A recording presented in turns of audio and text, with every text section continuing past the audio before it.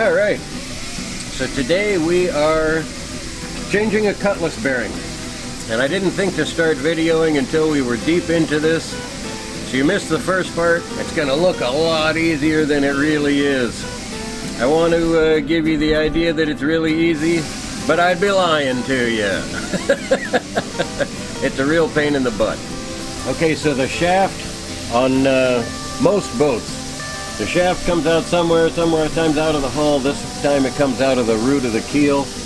Root is where the keel meets the hull. So the shaft's going to come out of here, go through the strut. Most boats have a single strut. This one has a V strut. Whichever kind you have, this process is the same. So the shaft comes out, the propeller will sit somewhere in this neighborhood, and the propeller is spinning, the shaft is spinning with it inside of this tube.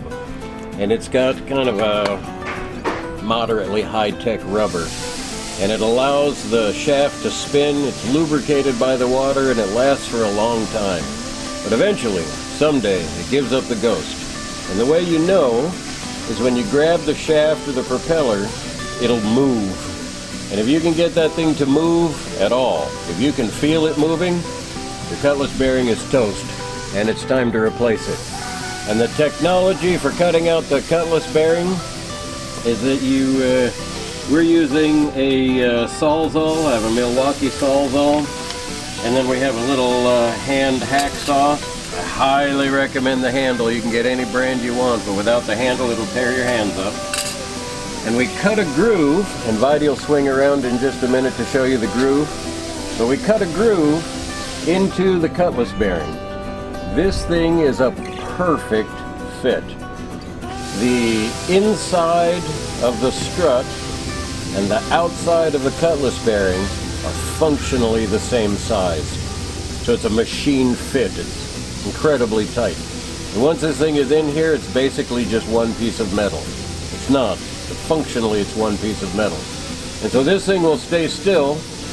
The rubber allows the shaft to turn, and as we talked earlier, it'll just work like that for years. But when it does die, you cut a groove, and the reason you get the double time through is you want to cut the groove through the rubber and through the metal of the cutlass bearing, but not into the strut.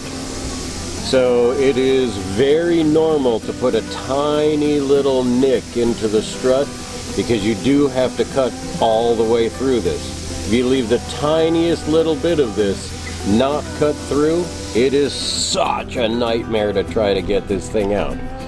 So you cut the whole way through. So the first part I do with the Sawzall, and then the final bits we do with the hand saw. So you do as little cutting into the strut as possible, but you have to cut the whole way through the cutlass bearing. And then you go to the high-tech stuff. You beat the snot out of it. Now there's one other thing, and I'll let you get a good view of that, and then I'll ask Videy to swing around to the side. Not all shafts have it, but some shafts have a little set screw. Now this one has a set screw on this side, and it has another set screw on the other side. Sometimes there's two set screws, where there's one here and one here, and sometimes there's one here, two on the other side as well. Sometimes, rarely, they'll be on the bottom. Usually they're on the side. So you just take a pocket knife, scrape the paint off, and see if you have a set screw. If you do have a set screw and you forget to take it out, it'll make it 30 or 40 times harder. It's very embarrassing. So we have already removed our set screws. We have already done almost all of the cutting through. There's a little bit that we missed, which is what's making this so hard. So you remove your set screw, cut through, beat the snot out of it, and it goes out. And then in the next video, we'll show you how to press the new one in. But for now, you're learning how to take this one out. It's not high-tech, it's not hard, but to be honest, it is a pain in the butt. And Realistically, on this size boat, and you can see from my hand, this is almost a 50-foot boat. This is for a sailboat, and I work on mostly sailboats. This is a medium to larger size shaft. For a power boat, this is a small shaft. It's done exactly the same with a power boat or a sailboat. And one thing to keep in mind is the larger the system is, the thicker this wall of bronze will be that you have to cut through. The smaller the system is, it's unbelievable how thin that piece of bronze is. And so just remember, whenever humanly possible, cut through the cutlass bearing, but not into the strut.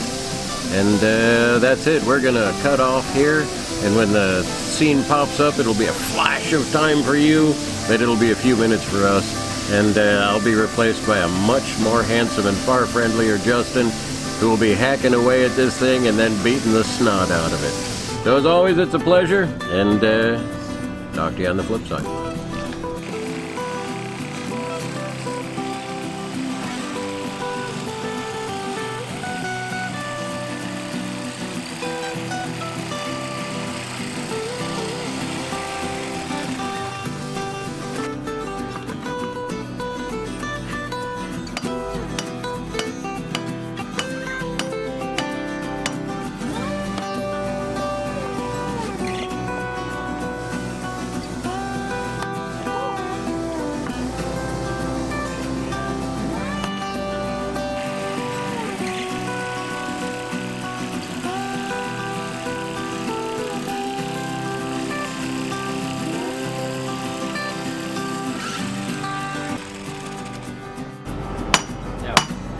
One thing that'll make this easier is if whatever we're using to drive it with, we were kind of at an angle. Yeah.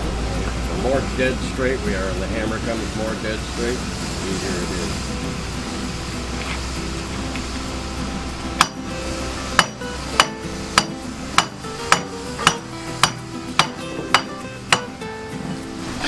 Alright, we're going to do one other cheater trick. I'm going to get a pipe wrench. Okay. I teach you all the tricks in one shot. One other cheater trick to this. Dustin's doing a great job of cutting and beating the snot out of it, getting this thing moving. But the other thing, once you have some of it sticking out, and you're sure that you've completely, or at least over 85% cut through it, you can grab it with a pipe wrench. We'll slightly crush it. Tighten this thing up pretty good. And you lean on it. And it will ever so slightly crush it and twist it.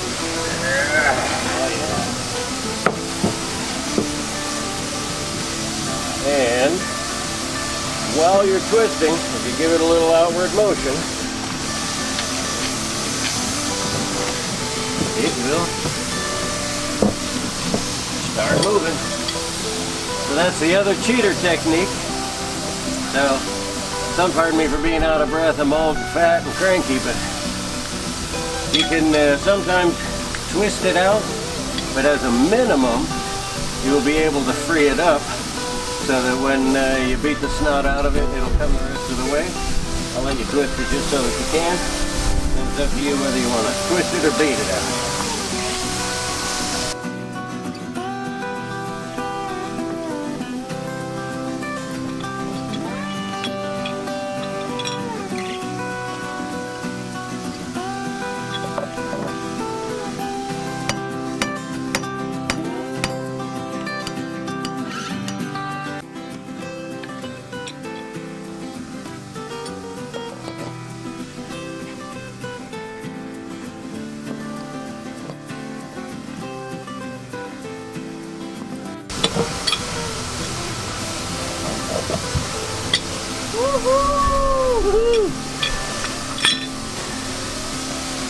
Alright, so Dustin gets all the glory because he did the hard part. I just tried to make it look easy when, as I told you, it's not. So now that this is out, there's going to be little imperfections because when you were cutting, Dustin actually did a beautiful job.